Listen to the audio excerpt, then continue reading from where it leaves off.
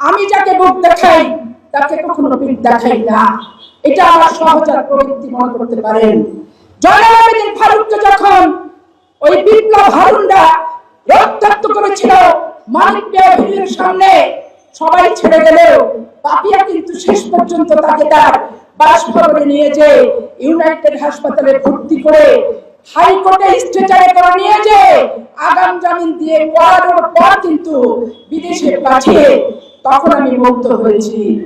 আপনারা দেখেছেন পল্টনের সামনে 5 জন মহিলা এমপিকে ধরে নিয়ে গেছে, আমাদের এক সহকর্মী গাড়ি থেকে পড়ে গেছে, অন্য সহকর্মী কিন্তু নামেনি। আমি ঠিকই গেলে দৌড়ে তাকে বুকে করে ধরে নিয়েছে, আবার পুলিশের ওই ভ্যানে মাইক্রোবাসে কিন্তু উঠেছি।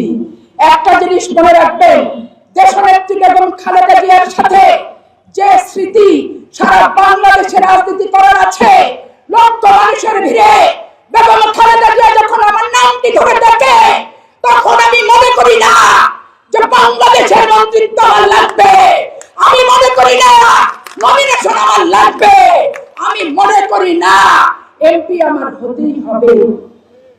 সেই 30 বছর বয়সে দেশনেত্রী বেগম খালেদা জিয়া সাদা কাপড়ে নিজেকে জড়িয়ে সারা বাংলাদেশে এক প্রান্ত থেকে আরেক প্রান্ত, আরেক প্রান্ত থেকে আরেক প্রান্ত যেভাবে দৌড়ে বেরিয়েছে, আর তার সহযোদ্ধা আমাদের মতো 80 দশকে ছাত্র নেতা নেত্রীরাই কিন্তু আমরা ছিলাম।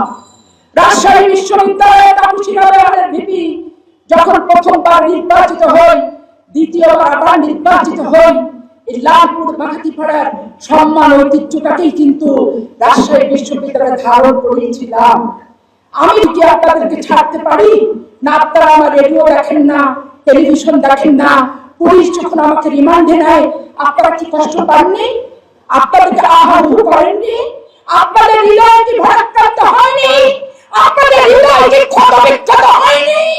আপনাদের হৃদয় কি রক্তাক্ত হয়নি? বলতে পারবেন?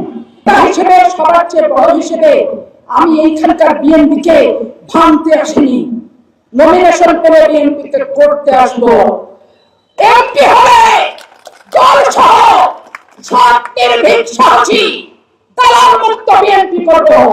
রাতের বেলা ফুচুর ফুচুর অন্ধকারের সাথে আর দিনের আলোতে কুচুর কুচুর আমার দলের সাথে, এই কুচুর কুচুর ফুচুর ফুচুরের কারণে আজকে এইখানে এই সাংগঠনিক কর্মকাণ্ডে বেহাল দশা। আমার নেতা তারেক রহমান নিশ্চয়ই তাকে নমিনেশন দেবে, কিন্তু মনোনয়নকে কেন্দ্র করে এত ভাঙচুর কেন? আমি খুবই কষ্ট পাই। আমি যখন ছাত্র রাজনীতি শুরু করি নিজের হাতে পোস্টার মেরেছি, নিজের হাতে মাইকিং করেছি।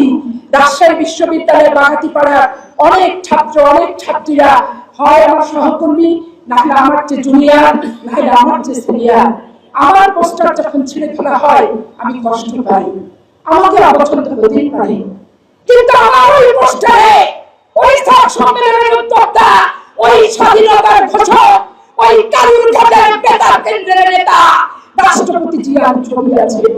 আমার ওই পোস্টারে আমার কলিজার টুকরা প্রাণের যে প্রিয় নেত্রী, যে 25টি বছর নিজের জীবন বাজি রেখে আন্দোলন করেছে মানুষের জন্য, তার ছবিটিও কিন্তু আমার এই পোস্টারে আছে। এই কারণে আমার নেতা তারেক রহমান কোমর ভেঙেছে, মাজা ভেঙেছে, নির্যাতন করেছে, পানির পিপাসায় পানিটা পর্যন্ত তাকে খেতে দেয়নি। সেই নেতা ছবিটি কিন্তু আছে। একটা পোস্টারে আমি যার দল করি সারাটা জীবন, আমি যার দল করব সারাটা জীবন, আমি যার দল করেছি সারাটি জীবন, তাদের ছবি সমন্বিত পোস্টার ছিঁড়তে কারা নির্দেশ দেয়? তাদের হাত বেগম খালেদা জিয়া, তারেক রহমান আর রাষ্ট্রপতি জিয়ার ছবি সমন্বিত পোস্টারে পড়ে, এটা তো রুচিহীনতার লক্ষণ। আপনি যদি বলেন আপনার নমিনেশনের গ্যারান্টি কি, আমি স্পষ্ট কথায় বলবো যে নিঃশ্বাসে বিশ্বাস নাই, নমিনেশনের গ্যারান্টি নাই। বাংলাদেশের বুকে আওয়ামী লীগ বিএনপির নমিনেশন এক সময় ছিল সবচেয়ে বেশি কঠিন, নির্বাচনে বিজয়ী হওয়া ছিল সহজ। আজকে যারা বলে চিঠি ড্রাফট হয়ে গেছে, শুধু খামে আসতে দেরি, আবার কেউ বলে আনঅফিসিয়ালি ঘোষণা আমাকে দিয়ে দিয়েছে, আমি তাদেরকে বলতে চাই আমি মাঠ থেকে সরে যাব, আমি জনগণের হৃদয়ে থাকবো, কিন্তু আপনাদের এই ঘোষণার চিঠিটা শুনতে চাই, চোখে দেখতে চাই, ঘোষণাটা কানে ধ্বনিত প্রতিধ্বনিত করতে চাই।